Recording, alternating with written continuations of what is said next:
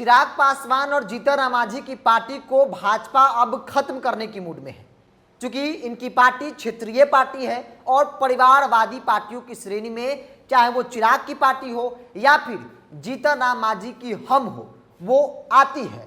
अब ऐसे में भारतीय जनता पार्टी के राष्ट्रीय अध्यक्ष जेपी नड्डा कल पटना पहुंचे थे। कल पटना में कई कार्यक्रम में शामिल हुए और उन्होंने एक बात कही जिसकी चर्चा हर तरफ हो रही है।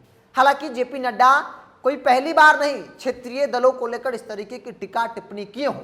इससे पहले भी उन्होंने क्षेत्रीय दलों की समाप्ति को लेकर बातें कही थी और कहा था कि आने वाले दिनों में देश भर की जो क्षेत्रीय दल है वो समाप्त हो जाएगी और लड़ाई फाइट जो है वो राष्ट्रीय पार्टी में होगी, जिसमें मुख्य तौर पर एक तरफ भारतीय जनता पार्टी होगी और दूसरी तरफ कांग्रेस पार्टी होगी।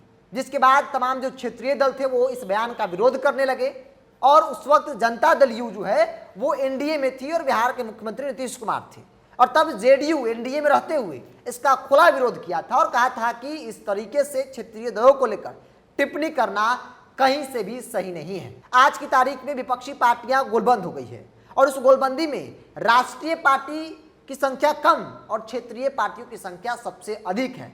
राजनीति को जानने समझने वाले लोगों का ऐसा मानना है कि आज की तारीख में नरेंद्र मोदी और भारतीय जनता पार्टी के लिए क्षेत्रीय दल जो है वो एक बड़ी मुसीबत के तौर पर देखे जा रहे हैं। बिहार को उदाहरण के तौर पर ले लिया जाए तो यहाँ पर नीतीश कुमार लालू यादव की जोड़ी ने भाजपा के लिए बड़ी मुसीबत खड़ा कर दिया है, चाहे वो लोकसभा का चुनाव हो या फिर विधानसभा का चुनाव हो। ऐसे में जेपी नड्डा ने कल पटना के कार्यक्रम में कहा कि क्षेत्रीय से परिवारवादी बनी पार्टियों का समाप्त होना अब तय है। तो सवाल है कि क्या चिराग पासवान और जीतन राम मांझी की पार्टी को भाजपा खत्म करना चाहती है?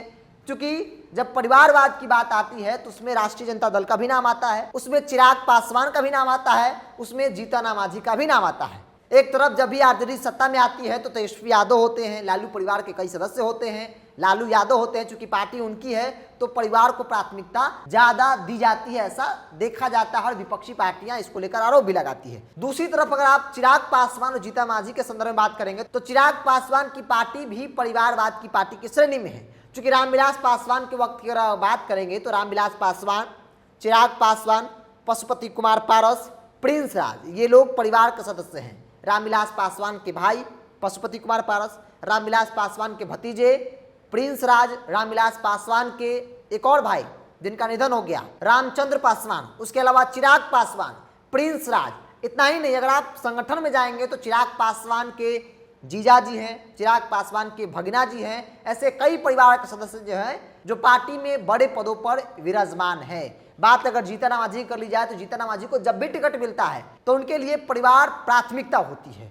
जीतन राम मांझी, जीतन राम मांझी के समधन, जीतन राम मांझी के समधी, जीतन राम मांझी के परिवार के और कई सदस्य, जीतन राम मांझी के दामाद, बेटी, जीतन राम मांझी के बेटे, ऐसे कई लोग हैं जो राजनीति में परिवार में बड़े पदों पर बैठे हुए हैं। और ऐसे में कहा जा रहा है कि अगर लोकसभा की सीटें एक मिलती है फिर दो मिलती है जीतन राम मांझी को, तो इसमें से एक सीट उनके बेटे के लिए फिक्स है। गया मिलता है तो, या फिर दूसरा सीट मिलता है तो एक लोकसभा जीतन राम मांझी के बेटे जो पार्टी के राष्ट्रीय अध्यक्ष हैं वो उस सीट पर चुनाव लड़ेंगे।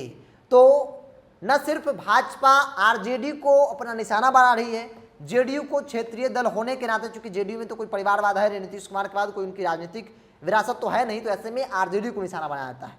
इसके अलावा चिराग पासवान और जीतन राम मांझी को भी बताया जा रहा है कि आने वाले दिनों में आपकी पार्टी भी खत्म हो जाएगी, क्योंकि आप भी परिवारवाद की पार्टियों में आते हैं। और ऐसा देखा जाता है कि जब भी सीटें मिलती हैं, चाहे वो रामविलास पासवान की पार्टी जो आज की तारीख में दो धारा में बटा हुआ है, रामविलास पासवान के जन्म के बाद चाचा भतीजे, लेकिन है तो परिवार के लोग ही।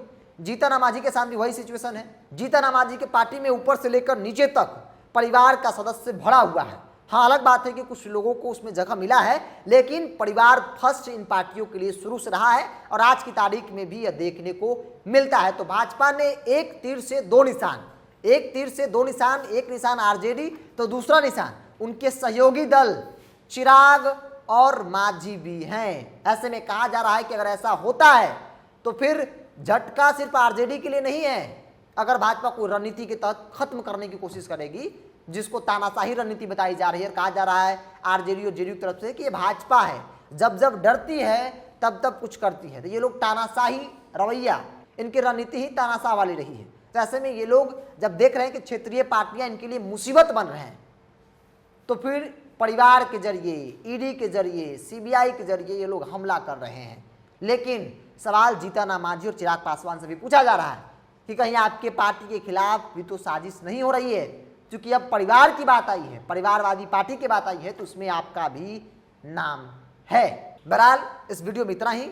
आप क्या सोचते हैं इस विषय को लेकर, आप अपनी राय को कमेंट्स बॉक्स में रखिए। अगर आप मेरे चैनल को यूट्यूब पर देख रहे हैं तो सब्सक्राइब कर लीजिए, फेसबुक पर देख रहे हैं तो पेज को लाइक और फॉलो कर लीजिए।